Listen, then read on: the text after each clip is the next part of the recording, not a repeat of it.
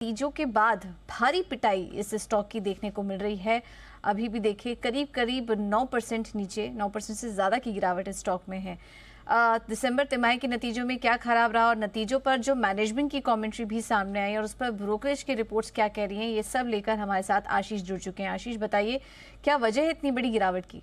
पूजा, बड़ा रिएक्शन आ गया स्टॉक के प्राइस में। तकरीबन 10% की गिरावट आपको देखने को मिल रही है। ब्रोकरेज हाउस चिंतित है कैश बर्निंग को लेकर। देखिए, पहले माना जा रहा था कि बहुत जल्दी मुनाफे में आ जाएंगे। ब्लिंकिट का कारोबार है, बड़ी तेजी से ग्रो कर रहा है, तो इसके चलते वैल्यूएशन भी बड़े महंगे। लेकिन फिलहाल के लिए अगर आप देखें तो कैश बर्निंग अभी भी जारी रहेगी। इनफैक्ट थोड़ी सी और इंटेंसिफाई हो सकती है। कारण ये कि इंडस्ट्री में जो कंपटीशन है ये लगातार बढ़ता जा रहा है। लेकिन जो स्टोर एडिशन है ये समय से पहले, थोड़ा सा पहले कर लेंगे। जो 2026 में इन्हें करना था 2000 स्टोर हासिल करने का लक्ष्य, ये दिसंबर 2025 यानी साल के अंत में, मतलब थोड़ा सा टाइमलाइन से पहले कर पाएंगे।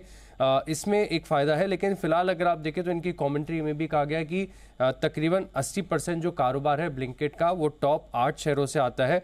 लेकिन जो ग्रॉस ऑर्डर वैल्यू है इसमें तो ज़बरदस्त बढ़त 100% के आसपास की आपको देखने को मिली है।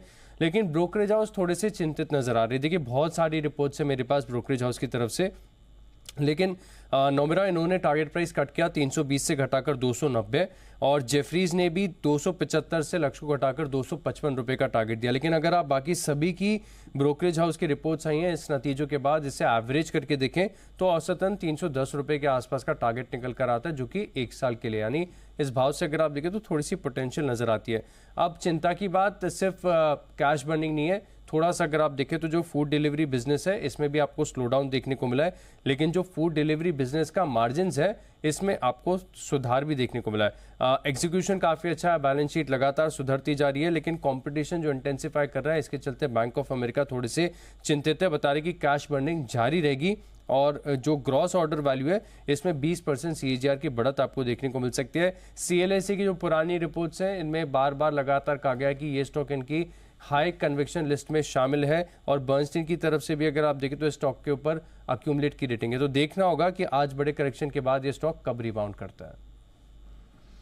ऑलराइट, चलिए, तो जोमेटो पर ब्रोकरेजेस थोड़ा सा यहाँ पर आप कह सकते हैं अंडर कॉन्फिडेंट दिखाई दे रहे हैं, और कुछ यहाँ पर टारगेट डिप डाउन भी हमने बनते हुए देखे। इनफैक्ट आज अनिल जी ने भी उसमें सेल की रिकमेंडेशन सुबह के शो में दी थी, और प्रेशर में तो स्टॉक लगी दिखाई दे ही रहा है। खेमका सर, जोमेटो पर आपकी क्या राय बन रही है? यहाँ बिल्कुल देखिए, एक चेंज ऑफ स्ट्रैटेजी किया है कंपनी ने, जिसके बेसिस पर सभी एनालिस्ट के एस्टिमेट थोड़े से हिल गए हैं।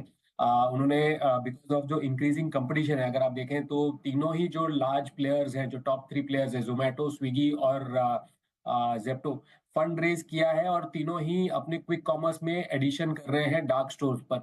तो ये एक आप एक समझ लीजिए कि जो प्रीपोनमेंट ऑफ डार्क स्टोर्स एडिशन है, इससे ना कि फिक्स्ड कॉस्ट बढ़ेंगे बल्कि जो इनिशियल जो कैश बर्न है वो बढ़ेगा, एंड जिसके वजह से नेक्स्ट 2 क्वार्टर्स में लॉस देखने को मिलेगा। बट जो सबसे बड़ा जो चेंज है, जब हम पहली बार जब जोमेटो लिस्ट हुआ था, जब हम फूड डिलीवरी बिजनेस में कैश बर्न देख रहे थे, तो एक बहुत बड़ा क्वेश्चन था कि क्या ये बिजनेस आगे चलकर प्रॉफिटेबल होगी। अब अगर आप देखें तो ये क्वेश्चन स्ट्रीट बिल्कुल भी नहीं पूछ रहा है, बिकॉज जो डार्क स्टोर्स है, जो क्विक कॉमर्स है, उन्होंने अपना एक बिजनेस मॉडल दिखाया है, और 3 से 6 महीने में ब्रेक इवन करते हैं, फिर बाद में प्रॉफिटेबिलिटी को भी कंट्रीब्यूट करते हैं। तो मुझे लगता है कि ये 2 क्वार्टर शायद स्टॉक प्रेशर में रहे, मगर अगर आप तीनों क्विक कॉमर्स कंपनीज को देखें तो जोमेटो इज वेल प्लेस्ड। सबसे बेहतरीन इनका साइज, मार्केट लीडरशिप है, बैलेंस शीट स्ट्रेंथ है।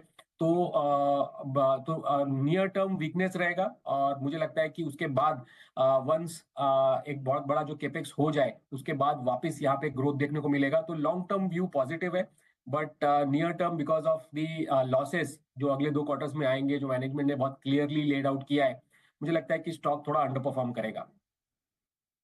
बिल्कुल इंटरेस्टिंग ट्रेंड है। लेकिन नेहा, इस बार के नतीजों में ये चीज हम देख रहे हैं, QSR कंपनियों को तो बड़ा थ्रेट माना जा रहा था रिटेल कंपनियों के लिए, लेकिन इस बार नतीजे जो आए उसमें हम देख रहे हैं रिटेल कंपनियों का प्रदर्शन तो अच्छा नजर आया। हमने शॉपर स्टॉप देखा, V2 रिटेल, V-Mart रिटेल, ये कंपनियां परफॉर्म नहीं कर रही हैं। जोमेटो है, स्विगी के भी नंबर्स आएंगे, देखना होगा। लेकिन यहाँ पर थोड़ा कंसर्न नजर आ रहा है। चलिए।